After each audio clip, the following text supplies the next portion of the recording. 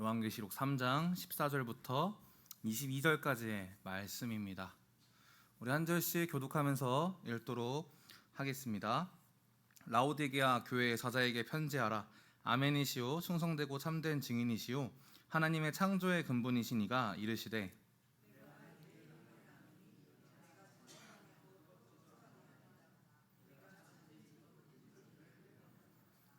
내가 이같이 미지근하여 뜨겁지도 아니하고 차지도 아니하니 내 입에서 너를 토하여 버리리라.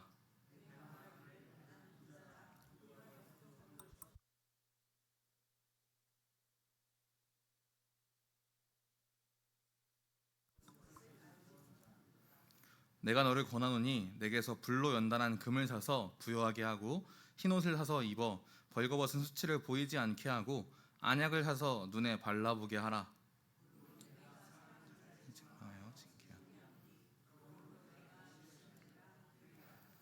볼지어다 내가 문 밖에 서서 두드리노니 누구든지 내 음성을 듣고 문을 열면 내가 그에게로 들어가 그와 더불어 먹고 그는 나와 더불어 먹으리라.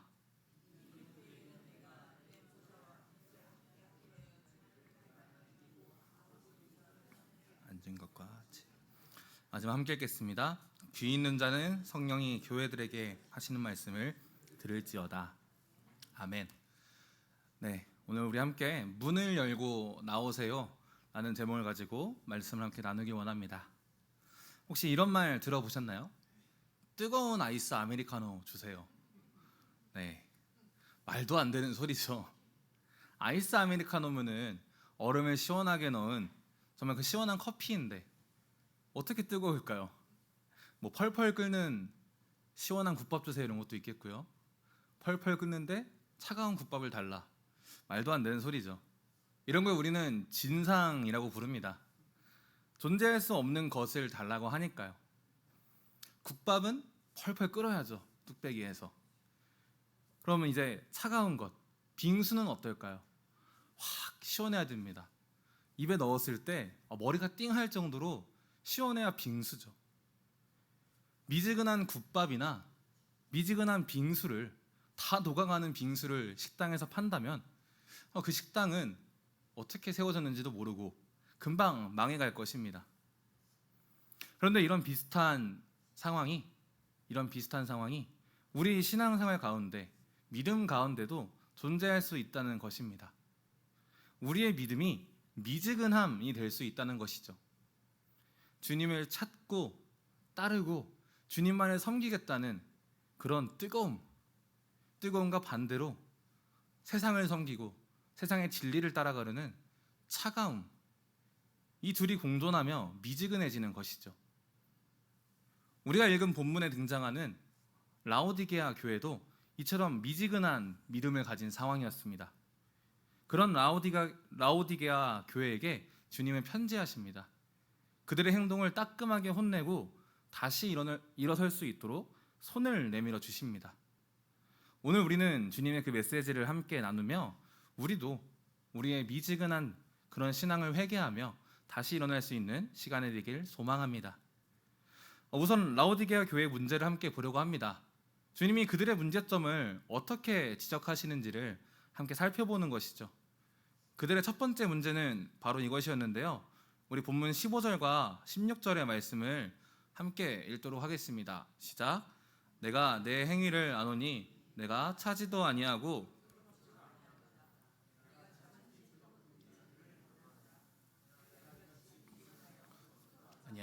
차지도 아니하니 너를 토하여 버리리라. 아멘. 라오디게아 교회의 행위가 차지도 뜨겁지도 아니한 미지근한 교회였다고 합니다. 그런 미지근한 라오디게아 교회를 주님께서는 토하여서 버리겠다라고 말씀하시는 것입니다. 이 말씀을 이해하려면요, 먼저 그 라오디게아 교회의 그 도시의 배경을 알아야 합니다. 라오디게아 도시는요, 엄청나게 발달한 도시였습니다. 엄청난 성장을 이룬 도시였어요. 빠른 발전을 이루게 됩니다. 그런데 발전하다 보니까요, 엄청난 급성장을 하다 보니까요, 물이 부족하게 되었습니다. 물. 그래서 주변 도시에서 뭐 공사할 때 필요한 물이라든지 그런 물들을 끌어오게 됐는데요. 우리 한번 사진을 한번 보여주실까요? 네, 우리 가운데에 살짝 노란색으로 세모쳐진 곳이 바로 라오디게아 도시입니다. 그리고 살짝 주황빛 도는 게 골로새고요. 빨간색 빛이 있는 게 히에라볼리라는 도시입니다. 이제 가운데 있는 라오디게아 교회가 이 양옆에 있는 골로새와 히에라볼리에서 물을 끌어오는 것이에요. 그런데 이 물의 특징이 있었습니다. 골로새에서 끌어오는 물은요, 설산에 눈이 쌓여 있는데 그 눈이 녹아서 물이 된 아주 차가운 물이었습니다. 그럼 히에라볼리 물은 어떻냐? 온천수였습니다. 온천수. 그렇다 보니 아주 뜨거운 물을 가져오게 되는 것이죠. 그러면은 이 두 물을 끌어왔을 때 뜨거운 물과 시원한 물을 마실 수 있냐? 아쉽지만 그건 아니었습니다. 두 도시와의 거리가 되게 멀었기 때문에 그 끌어오는 과정에서 물이 둘 다 식어버리는 것입니다. 그래서 물이 도착할 때쯤 다 식어버린 물, 미지근한 물은요, 맛이 엄청나게 없었다고 합니다. 그래서 혹여나 그 끌어온 물을 먹는 사람은 먹고 나서 이게 뭐야 하면서 퇴퇴 하면서 뱉어버리는 그런 물이었습니다. 오늘 주님은 이 라오디게아 교회의 믿음이 이와 같다라고 말씀하시는 것이죠. 미지근한 물, 뱉어버려야 하는 물, 도저히 먹을 수 없는, 토하여 버려야 하는, 주님이 받으실 수 없는 그러한 미지근한 믿음 말이죠. 현대 교회 안에서도, 오늘날 우리 안에서도 이런 미지근한 사람 한 명씩 있지 않나요? 뜨거운 믿음은 어떤 걸까요? 막 불타올라서 정말 주님 없이는 못 사는 사람. 어떤 사람들일까요? 마치 수련회가 어제 끝난 그 학생들처럼요. 엄청 불타오르잖아요. 중고등부가 성경을 읽었잖아요. 그럼 그들은 어떤 뜨거움을 가질까요? 이 페이스로 내가 올해 성경을 한 권 다 읽어야지. 식어버립니다. 여름방학도 안 가요. 중간고사만 보면은 시험이 아니라 교과서를 더 많이 읽고 있죠. 성경이 아니라 교과서를 더 많이 보게 되죠. 식어버리는 것이죠. 반대로 차가운 것은 어떤가요? 아예 주님을 믿지 않는 것입니다. 아예 주님을 믿지 않는 불신자들이죠. 그러면 미지근한 건 뭘까요? 뜨거운가 차가운 것, 주님을 믿는 것과 믿지 않는 것이 섞이는 거예요. 난 주님을 믿는데 사실 주님을 안 믿어. 이상하죠? 말장난 같습니다. 마치 뜨거운 아이스 아메리카노처럼요. 말로는 주님, 주님, 아멘, 아멘. 난 주님만 섬길래요. 난 주님만 예배할래요. 그렇게 말하면서 사실 그의 마음은, 그의 삶은, 그의 믿음은 그게 아니라는 것이죠. 세상을 완전히 끊어버리지 못하는 모습입니다. 세상과 주님을 함께 가져가려는 것이죠.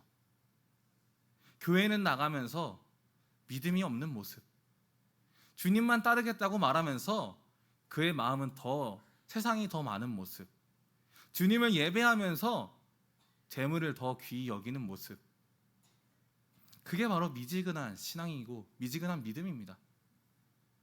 조금 우습게 비유하자면요, 마치 식당에서 식전 기도를 한 3분 동안 해요. 3분 동안 주님 감사합니다 하고 기도하고, 기도가 끝나면 말합니다. 이모 여기 소주 한 병 주세요. 그런 모습이 아닐까 싶습니다. 아마 라오디게아 교회 사람들이 마치 이런 모습이 아니었을까요? 식전 기도를 주님 뜨겁게 하고 바로 소주를 시켜버리는, 따뜻하지도 차갑지도 않은 모습, 세상을 선택한 것도 아니고 주님을 선택하는 것도 아닌 모습, 믿음이 있는 것도 아니고 믿음이 없지도 않는 그런 애매한 미지근한 믿음 말이죠. 발전한 도시인 라오디게아, 엄청난 성장을 이뤘습니다. 그러면 재물의 유혹이 심했겠죠. 주님을 따른다고 고백하면서 그들은 정작 세상의 가치를 따라, 재물을 따라 움직이는 것이 아마 그들의 문제가 아니었을까 싶습니다. 이런 라오디게아 성도들을, 그리고 오늘날 그들처럼 미지근한 믿음을 가진 우리를 주님께서는 토하여 버리겠다라고 말씀하십니다. 미지근한 우리에게, 또한 라오디게아 교회 성도들에게 마태복음 6장 24절은 이렇게 말하는데요. 우리 앞에 보고 함께 읽겠습니다. 한 사람이 두 주인을 섬기지 못할 것이니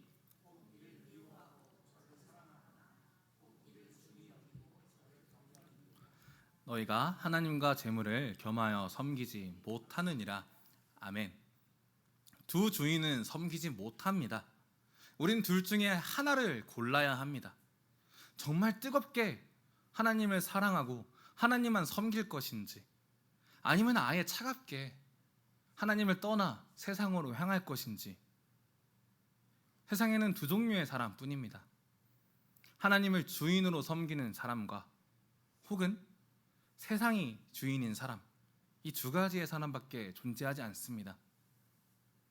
이제 오늘 우리의 주인은 누구인지 돌아보시길 바랍니다. 말로는 주님을 섬긴다고 하면서 실상은, 우리의 삶은 세상을 섬기고 있진 않으신가요? 이제 본문이 주님이 하시는 말씀을 들으시길 바랍니다. 주님은 이어서 라오디게아 교회의 죄를요, 잘못을 지적하십니다. 라오디게아는요, 앞서 설명한 것처럼 정말 풍족한 도시였습니다. 발전이 많이 이루어진 도시였어요. 상업의 중심지였고요. 특별히 모직, 옷 기술이 발달하였고 의학 기술이 발달하여 가지고요, 안약이 있었습니다. 그 2000년 전에 안약이 있었어요. 정말 부유한 도시였죠. 그런데 주님은 그런 라오디게아 교회에게 이렇게 말씀하십니다. 우리 본문 17절 말씀을 한번 읽어보겠습니다. 시작. 내가 말하기를 나는 부자라 부유하여 부족한 것이 없다 하나 내 곤고한 것과 가련한 것과 벌거벗은 것을 알지 못하는도다. 아멘. 라오디게아 사람들은, 본인들은 부자라고 말하고 다니지만 주님께서 말씀하시는 거죠. 넌 지금 가난하고 눈이 멀었고 벌거벗은 것을 알지 못한다 라고 말씀하시는 것입니다. 주님께서는 라오디게아가 당시 누리고 있던 것들, 옷기술, 또한 안약, 부유함, 그런 것들을 말씀하시며 오히려 너희는 그걸 누리고 있지 못한다 라고 하시는 것이죠. 물론 그들의 삶에서는요, 그들의 세상에서는요, 풍족하게 누리고 있겠죠. 좋은 옷도 입을 것이고요, 맛있는 음식도 배부르게 먹을 거고요. 눈이 안 좋다? 그러면 안약을 처방받겠죠. 하지만 주님은 그들의 삶이 아니라 영적 상태를 말씀하고 계신 것입니다. 라오디게아 교회의 영적 상태가 가난하다라는 것이죠. 그들의 외형은, 그들의 겉모습은, 그들의 세상의 모습은 모직 옷을 입고 부유하게 살고 배를 채우고 안약을 넣으며 나는 부유하다, 부족한 것이 없다 라고 말하지만 정작 가장 중요한 그들의 영적 상태가, 그들의 믿음의 상태가 너무나 가난하다라는 것입니다. 주님은 세상이 아닌 하나님 앞에 부자가 되길 원하십니다. 이 자리에 모인 저와 여러분도 마찬가지입니다. 세상의 부유는 주님은 아무런 신경도 쓰지 않으십니다. 주님 앞에 부유한 자가 되길, 부유한 믿음을 가지길 소망하십니다. 가장 중요한 것이 바로 영적인 부유함입니다. 세상의 부유함은요, 결국 아무 소용이 없는 것이죠. 마지막 날에, 주님 오실 날에 모두 흙으로 돌아갈 의미 없는 것들입니다. 그것을 말하는 것이 바로 우리가 읽고 있는 요한계시록이잖아요. 주님 다시 오심을 소망하는 그 요한계시록. 사랑하는 여러분, 주님이 주시는 부유함을, 세상의 부유함이 아니라 주님 안에 있는 그 부유함을 누리며 살아가시길 바랍니다. 이제 라오디게아의 이런 잘못들을 지적하신 주님, 그 주님은요, 이렇게까지 그들을 혼내시는 이유를 말씀하십니다. 7 교회의 편지 중에서요, 유일하게 칭찬이 없는 교회가, 칭찬이 하나도 없는 교회가 바로 오늘 우리가 읽은 라오디게아 교회거든요. 우리가 읽은 말씀이 라오디게아 교회에 보내는 편지였잖아요. 그런데 칭찬은 한마디도 없습니다. 주님은 왜 칭찬도 안 하시고 혼내기만 하실까요? 그 이유가 바로 우리 본문 19절과 20절에 나와 있는데요. 우리 19절과 20절 말씀 한번 앞에 보고 함께 읽겠습니다. 무릇 내가 사랑하는 자를 책망하여 징계하노니 내가 열심을 내라 회개하라.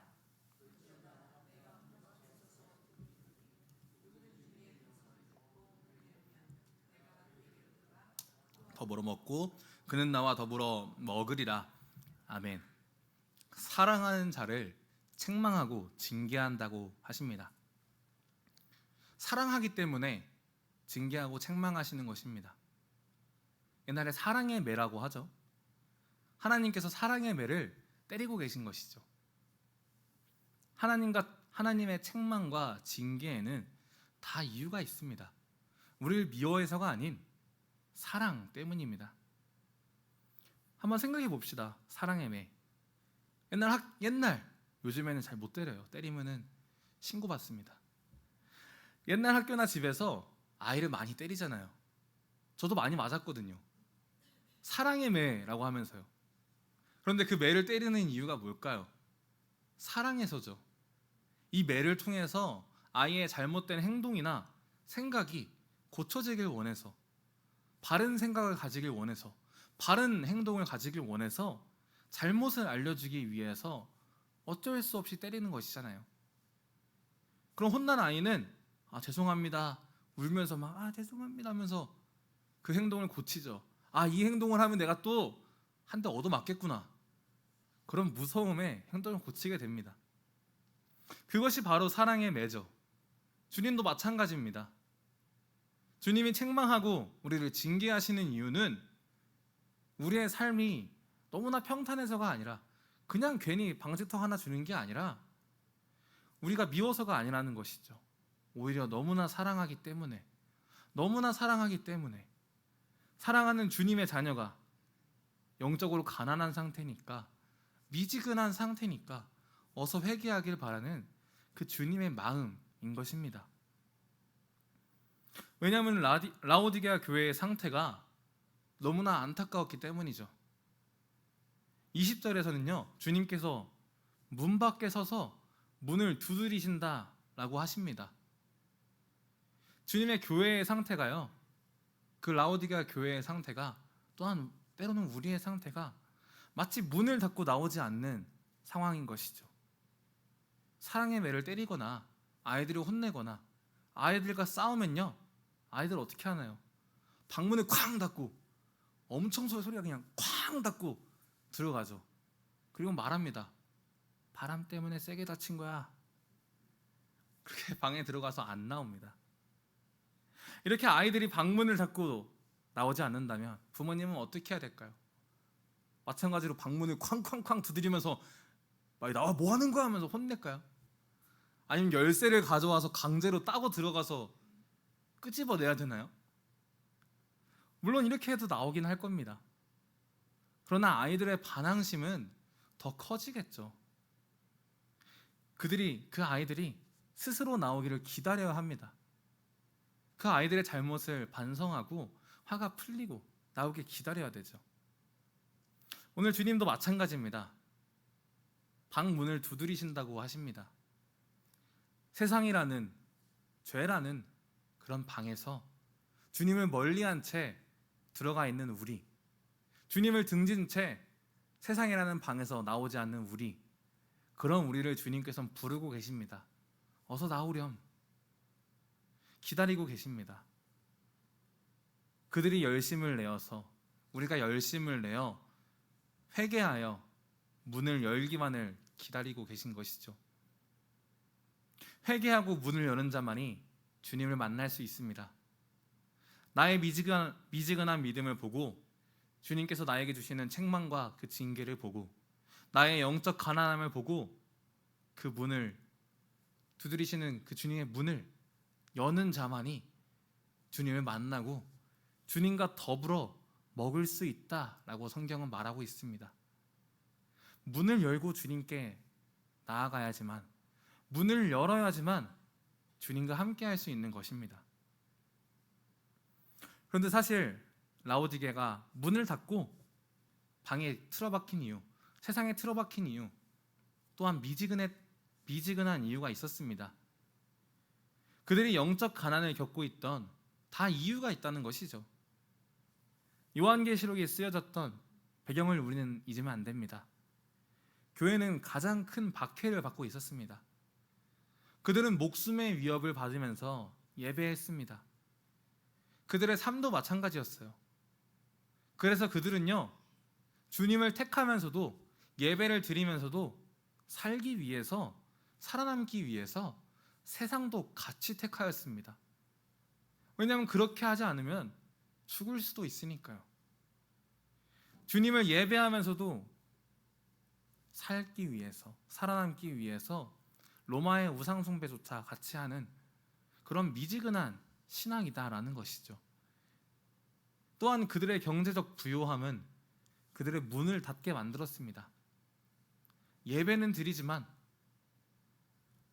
그 부요함을 유지하기 위해 주님을 향한 문을 닫고 세상과 함께하며 오히려 정말 세상과 더불어 먹는 그들의 모습인 것이죠. 그러나 주님은 그런 그들에게 21절에서 이렇게 말씀하십니다. 우리 본문 21절 함께 읽겠습니다.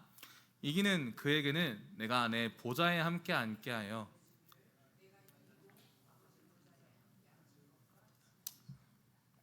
아멘. 그들은 살아남기 위해서 미지근해졌고요, 살아남기 위해서 방문을 닫았습니다. 그런데 주님은 다른 말씀을 하시는 것이죠. 오히려 주님을 섬기는 것이, 주님만 택하는 것이 이기는 것이라고요. 진정한 승리를 알려주고 계신 것입니다. 세상에서 부유하고 세상에서 살아남았다고 승리하는 것이 아니라는 것이죠. 진정한 승리자는 최후의 승리자입니다. 주님 오실 날 주님과 함께하는 자들이 진정한 승리자라는 것이죠. 주님 다시 오실 날 그 화려한 보좌에, 주님의 보좌에 함께 앉을 사람, 그것이 바로 이기는 자입니다. 미지근한 신앙도 아니고요, 세상에서 부유한 삶도 아닙니다. 때론 세상에서 가난하더라도, 때로는 세상에서 욕을 먹고, 때로는 죽을지라도, 순교할지라도, 누구는 우리를 패배자라고 부를 수도 있겠죠. 하지만 그럼에도 불구하고 주님을 선택하는 것이, 주님만을 섬기는 것이 진정한 이기는 자라고 주님께서는 말씀하고 계신 것입니다. 주님을 선택하라는 것이죠. 사랑하는 여러분, 더 이상 세상에 머무르지 말고 주님께 문을 열고 나아가야 합니다. 진정한 승리는 이 땅에서 누리는 것이 아닌, 세상의 승리가 아닌 주님과 더불어 먹고 마실 때, 주님과 함께 할 때 주님 안에서 누릴 수 있습니다. 말씀을 정리하려고 합니다. 오늘 라오디게아를 마지막으로 일곱 교회에 편지를 보내시는 주님은요, 각 교회에게 보내는 편지 마지막마다 이렇게 말씀하십니다. 본문 22절인데요, 제가 읽어드릴게요. 귀 있는 자는 성령이 교회들에게 하시는 말씀을 들을지어다. 아멘. 오늘 우리가 읽은 말씀, 오늘 우리에게 주어지는 일곱 교회의 편지, 또한 요한계시록의 말씀들은 그 시대의 이야기만이 아닙니다. 오늘날 우리의 이야기입니다. 사랑하는 여러분, 이제 오늘 우리의 믿음을 돌아보시길 소망합니다. 주님과 세상을 더불어 섬기며 미지근하진 않으신가요? 영적인 가난함을 보지 못한 채 세상의 부요함만 쫓고 있진 않으신가요? 이제 회개하고 문을 열고 나오시길 바랍니다. 문 밖에 서서 두드리시는 주님께 문을 열어드리시길 바랍니다. 그리고 우리 안에 들어오실, 또한 우리가 함께 들어갈 그 주님의 안에서 주님과 더불어 함께 먹고 마시며 마지막 날에 주님과 함께 보좌에 앉는 이기는 자의 삶을 살아가길 주님의 이름으로 축복합니다.